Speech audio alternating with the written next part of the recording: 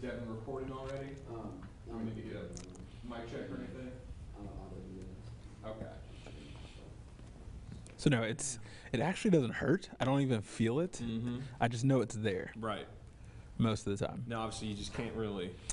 Yeah, so quick turns. No. And usually I'm like, who's behind me? Great, that's fine. Right. So periphery, if I can see you kind of here. You were unconscious when it happened, huh? Yeah. So when he hit me, I don't remember anything from the accident. Right. A single thing. All I remember after delayed flashbacks were being in the ambulance, freaking out in the ambulance, and then getting to the ER and asking for my sisters, seeing them, freaking out, and then passing out again. Crazy. Seeing a friend and my mom crying over me, wondering, why are you freaking out? Chill out. I'm fine. And then woke up in TNCC, trauma and neuro critical care. And where is that here? Lady of the Lake. That's at the lake. So that was right off of Essen? Yeah. And apparently when you're in a car accident where you're unconscious, in a car accident, you can't, they couldn't find his wallet, they couldn't find his phone. I remember reading that. So they gave him a code name. Right. Paramedics give a code name. So tell them, Arkansas 31. That's getting tatted. Arkansas 31. When we get some muscle again, So that's gonna be the title of his biography. Arkansas 31. Yeah, no, I somehow gave them my sister and my mom's number. That's good on you. It's like I was unconscious, or I don't remember doing that. Smart. But yeah. All right, Josh. I can do that without being. It's all on my phone right now. It's like, So you've done plenty of these. We'll keep it nice and casual. Sure. And it's all about you and the road to recovery now. So just look at me here. Don't worry about the camera. Okay. Maybe just flash back a little bit. Like you said, 38 days ago, you don't remember much from the incident itself, but now looking back on it a month later, just how surreal is the fact that you were in this pretty dangerous and serious and just crazy accident? It's crazy. I mean, I was having a great morning, had a meeting downtown, and was preparing to go to another meeting, like most days, which was 4 blocks away. That's it. I was going 4 blocks. I got in the car after an amazing parallel parking job, and 200 feet away was where the accident happened. So I remember nothing about, all I remember there is getting in the car and then taking off. When you look back and see some of these pictures about the damage to both vehicles, and obviously you're recovering now and there's a good progression here in the future, but it could have been a lot worse. How grateful do you feel that you are where you are and able to communicate and talk to us today?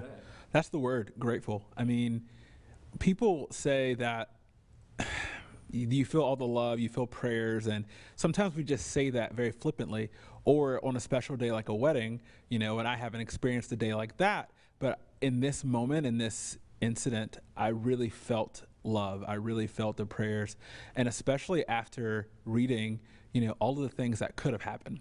Reading that this was the same injury that Christopher Reeves had. This is called a hangman's fracture for a reason, and knowing that I walked away fine. And they kept asking me in the ER and in the TNCC, can you feel your legs? Can you feel your feet? And my response was, yes. Why are you asking me? I can feel it. I wish everyone would stop asking me that question. And it maybe wasn't until the 5th person that I started to realize how serious this was of an accident, because I felt normal with the exception of a broken neck. So walk us through that. So it's a fracture of the C2? C2, so second vertebrae. And it was a bilateral fracture. And for the most part, if you get this type of fracture, you are either going to be paralyzed or dead. In best case scenario, you may have to have surgery, but we didn't have to.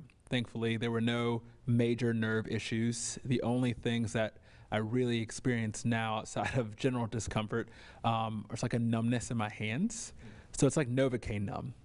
So you still feel them, what's going on, but my fine motor skills, my typing, my writing, it's very, very elementary.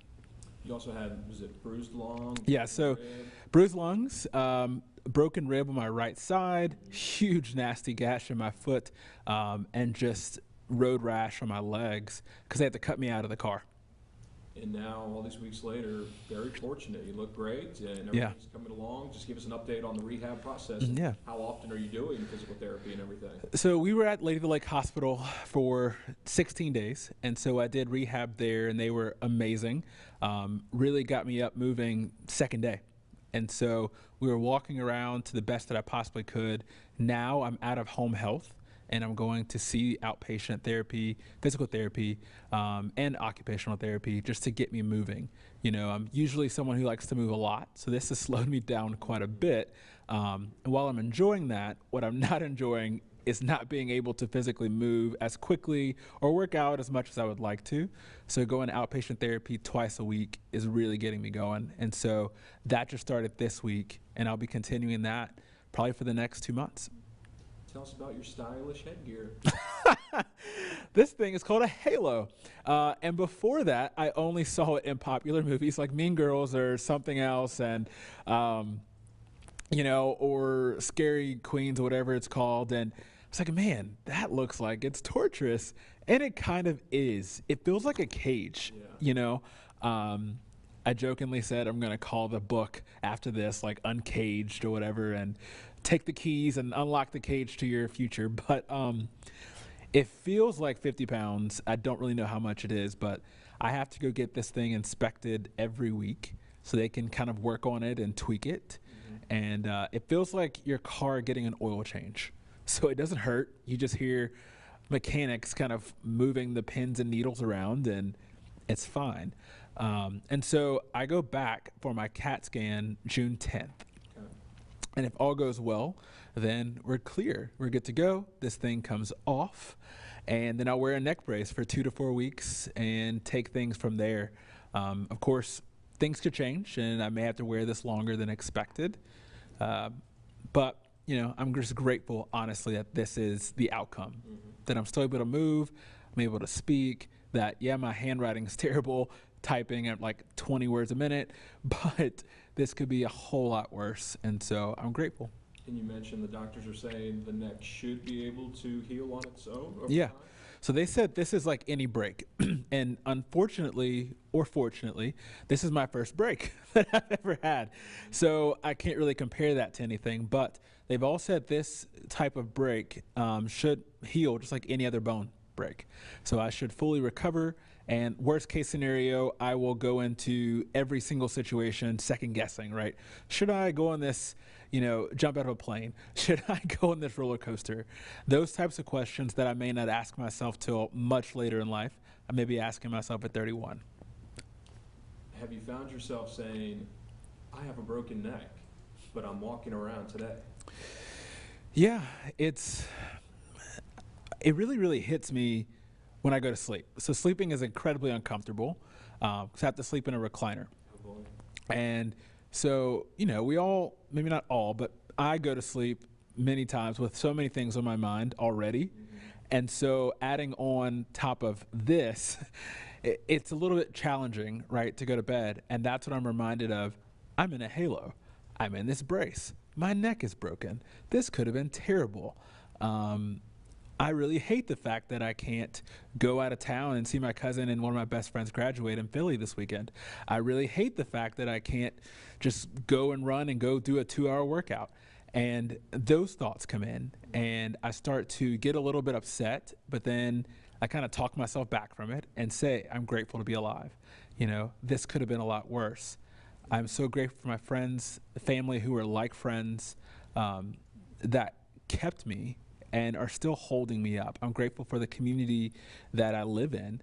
I never really realized just how much this community, you know, Baton Rouge and people that I've made here, a community, have really mattered and meant to me.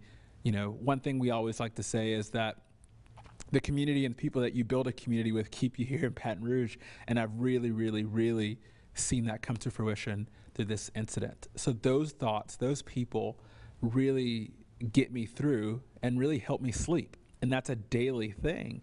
So yes, every single day I think about, oh my gosh, I really could not be here in this moment.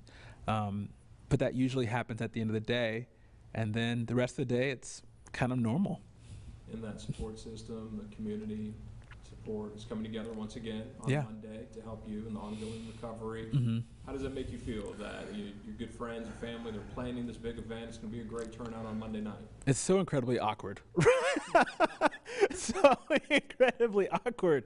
I don't mind dancing on a stage or on national television or raising money for somebody else. Truly don't. I don't mind throwing a birthday party for myself. But so long as you don't like talk to me, that's fine. Like, I want you to have a great time. So for them to honestly do this for me, and really I can't do anything about it, right? I have to just go along with it, and I'm totally down for that. It's overwhelming, and I'm not one to shed emotions and tears. I get emotional in my head. But it's so great. Like, I really can't put it into words of just how amazed and grateful that I feel to be surrounded by people. I feel affirmed. I feel truly affirmed that I've chosen people to be in my life who back up what it means to be a community of people who love you, who have great values, who support you, who are there with you through everything. You know, almost who took wedding vows with you without even saying those vows. I feel affirmed that I've done well, and that in choosing them and that they've chosen me. And so I'm incredibly honored by the opportunity to have this on Monday night. I'm going to be very, very awkward and just, going into it and probably just overwhelmed and not know how to feel, but I can't say it enough of just how grateful that I am for them and for those who have shown love to not just me, but my family during this time.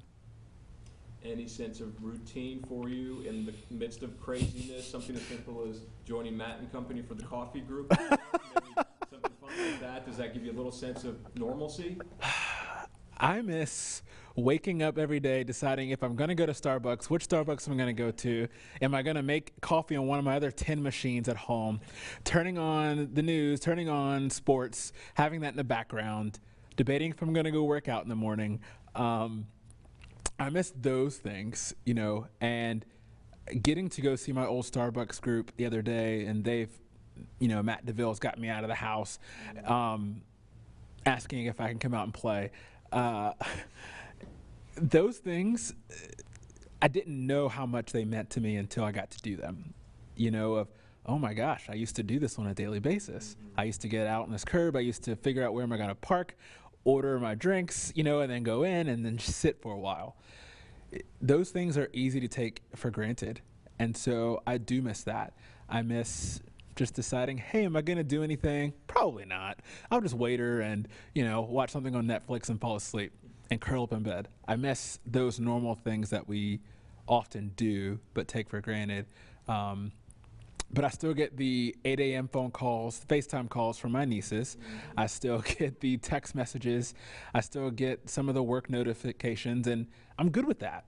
It still tells me, hey, life is going on, and it should, and I want it to, but I'm still involved in it. That's good. You've dedicated so much of your life to giving back. You mentioned it's awkward when people want to give back to you. Yeah. But just that idea of the world being connected and cyclical, and the good karma that you put out into the world is coming back to you in a sense. Do you ever stop to just kind of think about how this mysterious world works in many ways? Yeah. I mean, it's the night before we're doing this senior stress night for all of our high school seniors, at Brick, thinking, all right, cool. We want to do whatever we can to do to pamper you because we know you're coming into your last few weeks of school, and we want to take all the stress and pressure off of you. My dad just retired, and just all of these things of pampering him and recognizing that, man, now that's happening for me. And now these people in these little things that I've done, again, not expecting anything in return, truly, but just feeling like this is the way I was raised. You give back. You give more than you receive. That's just the way that you're supposed to do things. And now to receive it, it almost feels wrong. Like I'm not supposed to get anything, and I'm not supposed to receive all this love and attention and go do your own things. But don't forget about me, but do your own things. It really puts me in a place of feeling honored you know, and truly appreciated more than I realized that I needed. And when I sit back and think, you know, after one of the kids I used to pastor and mentor sent me this text, and he's like, hey, I want you to realize that when I was in 9th grade, you called me the day after that, or 8th grade, you called me the day I did not make the basketball team and told me it was going to be fine and told me to practice and to keep going. It's like, I want you to know that I played basketball my entire 4 years and now have a college scholarship to play ball somewhere. He's like, I've never forgotten that phone call. I've never forgotten how much you cared about me. And that text message and many others seem to come at the right time. And it's a testament to, you never know what kind of impact you make on a daily basis. And you may never know. Hopefully it won't be a situation like this, you know, or on a deathbed or anything like that. But it's so important to look outside of yourself. And that's really what I've taken away from this, of dedication to other people, of if I'm not doing something for other people and solely looking at myself, I'm doing something wrong. And that goes back to just how I was raised, that you give more than you receive. Well said, sir. That's perfect. We've got plenty of good stuff. Yeah. How does it work logistically with your work with the Youth Coalition? Are you kind of doing some work right now? Are you going to ease back into it? Or? They've been so great, Yeah. like truly, truly great. The kids have come up there to see me at the hospital. They've done this whole scrapbook for me. When I got access to my phone, because I lost my phone, Right. and I didn't get it for like 2 weeks, which was fine. It's so funny. Like, I have not cared about really much, if anything. I got all these notifications, and I was so overwhelmed, especially because I couldn't like type back. It's like, this is too much. But work has been great, and I've talked on the phone, had a couple phone conferences, but really, you know, our ED Lucas has said, come back whenever you're ready. He's like, when you get this off, if you're not mentally, emotionally, physically ready to come back, we got you. We're waiting on you, and we're okay. So work has been great. I do some work with the DA, and so I had a meeting up there today for like 30 minutes, and we just had a great chat about, here's some things that we're doing in the community, what's your input on it, and I was able to give that. And so the DA's office has also been amazing and really patient with me. Everyone's been incredibly patient. And I can't say thank you enough for all of them for just working with me and understanding I didn't ask for this, and they didn't have to do that. Good stuff, man. Mm-hmm. It's good to hear. Anything else, Matt? That's pretty good. We know all the logistics of my day. I've seen the flyer. Mm-hmm. Yeah, we're gonna do, and this is just kind of starting out. We want to do like a. Done. Thanks, man. Josh, he and I both are kind of the same in that, you know, why have a get together with 10 people when you can have 200? So we're gonna have a little, you know, something. I'm not quite sure when, next Mhm. month. Cool. And but this thing with Brock and them at Bistro, they're kind of letting us get It's a great this venue, kicked too. off. Josh's sister and I are gonna Mhm. kind of Sir. Mm-hmm. get things going. Well said, man. Thanks, man. It's a good perspective, you know? It's the best one that I can have. And you know what? It Hey, look, is.